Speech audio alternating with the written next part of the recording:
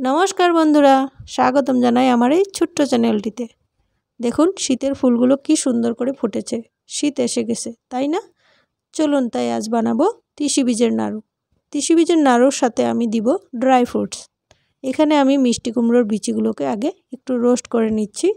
তারপর এগুলো রোস্ট করা হওয়ার পরে আমি এখানে কাঠবাদাম, কাজু বাদাম, পোস্ত সবগুলোকে এক এক করে রোস্ট করে নিব।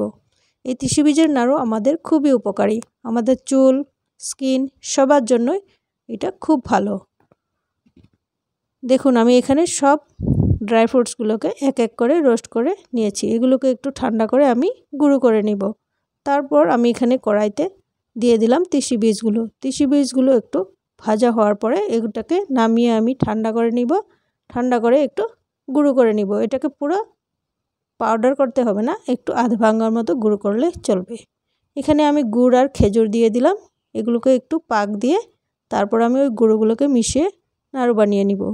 গুঁড়োটাকে খুব পাক দিতে হবে না, জাস্ট এটা গলে গেলে হয়ে যাবে। যখন এটা বানাবো আমি এখানে 1 চামচ মতো ঘি দিয়ে দিব। দিয়ে পরে সব নাড়ুগুলো বানিয়ে নিব। দেখুন এটা আমি গুঁড়ো করে রেখেছিলাম। তারপরে এই দেখুন আমি নাড়ুগুলো বানিয়ে নিয়েছি। এই নাড়ু একটা করে খেলে শরীরে ঠান্ডার দিনে অনেক উপকার হয়। তো থ্যাংক ইউ সবাইকে আমার ভিডিওটা দেখার জন্য।